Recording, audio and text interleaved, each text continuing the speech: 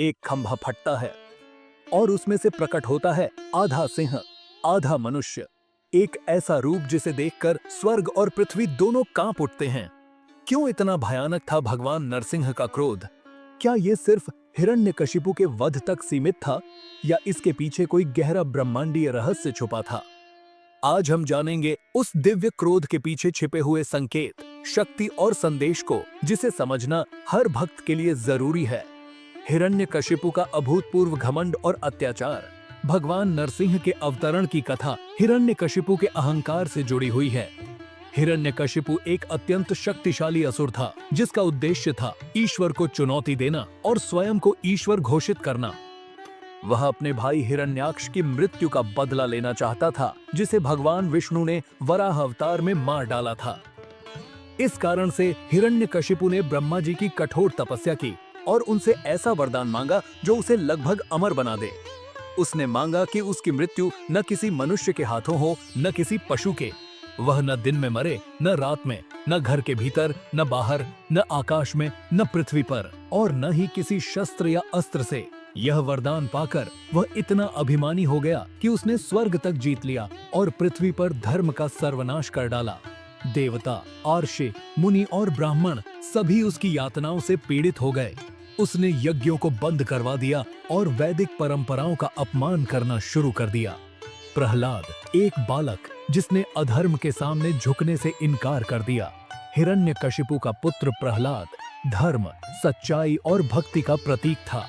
यद्यपि वह राक्षस कुल में जन्मा था, लेकिन उसमें सात्विकता और ईश्वर भक्ति कूट कूट कर भरी हुई थी। वह बचपन से ही भगवान विष्णु का भक्त था। जब उसके पिता को यह झांत हुआ कि उसका ही पुत्र भगवान विष्णु का भक्त है, तो वह बौखला उठा। उसने प्रहलाद को ईश्वर की भक्ति से रोकने की बहुत कोशिश की, लेकिन बालक अपने विश्वास पर अडिग रहा। हिरण्यकशिपु ने अपने ही पुत्र को अनेक प्रकार से मारने की कोशिश की। उसे विष दिया गया, हाथियों से कुचलवाने की कोशिश हुई, सर्पों के बीच फेंका गया, आग में जलाने की योजना बनाई गई।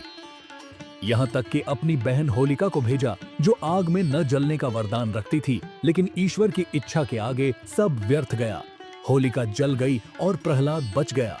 यह सब देखकर हिरण्यकशिपु का क्रोध और अहंकार चरम पर पहुंच गया। नरसिंह अवतार, अद्वितीय रूप, अद्वितीय उद्देश्य। एक दिन हिरण्यकशिपु ने प्रहलाद से पूछा, तू कहता है कि तेरा भगवान सर्वत्र है, क्या वह इस खंभे में भी है? प्रहलाद ने शांत भाव से उत्तर दिया, हाँ, भगवान इस खंभे में भी हैं। यह सुनते ही हिरण्यकशिपु ने तलवार से उस खंभे को तोड़ दिया।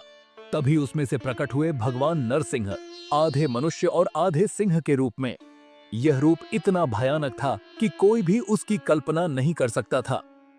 नरसिंह भगवान ने हिरण्यकशिपु को शाम के समय न दिन न रात, एक द्वार की देहरी पर, न घर के अंदर न बाहर, अपनी गोद में बैठाकर, न पृथ्वी पर न आकाश में, अपने नखों से न अस्त्र न शस्त्र मार डाला। इस प्रकार ब्रह्मा के वरदान की एक एक शर्त को तोड़ते हुए उन्होंने अधर्म और अहंकार का अंत किया। भगवान नरसिंह का अत्यंत उग्र क्रोध, क्या था इसका रहस्य? अब प्रश्न यह उठता है कि जब हिरण्यकशिपु का वध हो गया, तब भी भगवान नरसिंह का क्रोध क्यों शांत नहीं हुआ? उनका रूप इतना उग्र क्यों था कि देवता भी पास जाने से डरने लगे? यह क्रोध अधर्म और अहंकार के विरुद्ध था। भगवान का यह रूप केवल हिरण्यकशिपु को मारने के लिए नहीं था, बल्कि पूरे ब्रह्मांड को यह दिखाने के लिए था कि ईश्वर के भक्तों पर अत्याचार करने वालों का अंत निश्चित है। यह क्रोध अन्याय, अधर्म और अहंकार के विरुद्ध था। हिरण्यकशिपु केवल एक राक्षस नहीं था, वह ईश्वर को चुनौती देने वाला, धर्म को नष्ट करने वाला और खुद को परमेश्वर समझने वाला अहंकारी बन चुका था। यह रूप भक्त प्रहलाद की रक्षा के लिए था। भगवान नरसिंह का क्रोध प्रहलाद के लिए प्रेम और करुणा का प्रतीक था। उन्होंने दिखाया कि एक सच्चे भक्त के लिए ईश्वर किसी भी रूप में प्रकट हो सकते हैं। उनके उग्र रूप का उद्देश्य था कि संसार को संदेश मिले, भक्त की रक्षा के लिए भगवान स्वयं भीषण रूप धारण कर सकते हैं। यह रूप दिव्य न्याय का प्रतीक था। नरसिंह अवतार केवल एक कहानी नहीं है, यह दर्शाता है कि जब अधर्म अपनी सीमाएं पार कर देता है और धार्मिक संतुलन बिगड़ता है, तब ईश्वर क्रोध रूप में प्रकट होकर न्याय की पुनर्स्थापना करते हैं। यह क्रोध किसी मानव की तरह अनकंट्रोल्ड नहीं था, बल्कि पूर्णतः ईश्वरीय मर्यादा में बंधा हुआ था। प्रतीकात्मक रूप में यह क्रोध चेतना का जागरण है। भगवान नरसिंह का रूप यह भी दर्शाता है कि हर व्यक्ति के भीतर सत्य, शक्ति और न्याय की चेतना होती है। जब बाहरी दुनिया में अंधकार छा जाए, तो भीतर का नरसिंह जागृत होता है और अधर्म को समाप्त करता है। प्रहलाद की स्तुति और भगवान का शांत होना। भगवान नरसिंह का क्रोध इतना प्रचंड था कि ब्रह्मा, शिव, इंद्र और यहाँ तक कि लक्ष्मी माता तक उन्हें शांत करने में असमर्थ रहे। तब प्रहलाद ने अपने छोटे हाथ जोड़कर भगवान के चरणों में नतमस्तक होकर स्तुति की। उसकी विनम्रता, भक्ति और पवित्र भाव देखकर भगवान नरसिंह का क्रोध शांत हुआ और उन्होंने प्रहलाद को गोद में उठा लिया। प्रहलाद ने कहा, हे प्रभु, मैंने तो आपको कभी वध के लिए नहीं पुकारा, मैंने तो केवल आपकी शरण ली थी। आपके चरणों में जो भक्ति है, वही मेरा सबसे बड़ा वरदान है। नरसिंह अवतार का गूढ़ आध्यात्मिक अर्थ।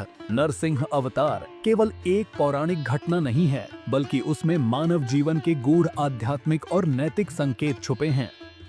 प्रहलाद का कहना कि भगवान खंभे में भी हैं, यह सिद्ध करता है कि ईश्वर हर वस्तु में, हर प्राणी में, हर दिशा में विद्यमान है, चाहे वह जड़ हो या चेतन। प्रहलाद की भक्ति यह बताती है कि जब इंसान सच्चे मन से भक्ति करता है, तब स्वयं ईश्वर उसकी रक्षा के लिए अवतरित हो जाते हैं। भक्ति किसी भी उम्र, जाति, कुल या परिस्थिति की मोहताज नहीं होती। हिरण्यकशिपु जैसा शक्तिशाली दैत्य, जिसने सारे देवताओं को परास्त किया, उसका अंत हुआ सिर्फ इसलिए क्योंकि उसने ईश्वर को चुनौती दी, भक्तों पर अत्याचार किया और धर्म का विरोध किया। यह हमें सिखाता है कि घमंड चाहे कितना भी बड़ा हो, उसकी परिणति विनाश ही होती है। हर युग में जब जब अधर्म बढ़ता है, ईश्वर किसी न किसी रूप में प्रकट होते हैं। नरसिंह अवतार यह विश्वास देता है कि सत्य और धर्म की हार कभी नहीं हो सकती। तो अब आप समझ चुके हैं कि भगवान नरसिंह का क्रोध केवल एक राक्षस के अंत के लिए नहीं था, बल्कि धर्म की रक्षा, अहंकार के विनाश और भक्ति के सम्मान का प्रतीक था। अगर यह कहानी आपको प्रेरणादायक लगी हो, तो वीडियो को लाइक करें, चैनल को सब्सक्राइब करें और कमेंट में जरूर लिखें, जय नरसिंह देव। अगली बार फिर मिलेंगे एक और पौराणिक रहस्य के साथ। तब तक याद रखिए, सत्य के साथ चलना कठिन हो सकता है, लेकिन ईश्वर सदा उसके साथ होते हैं।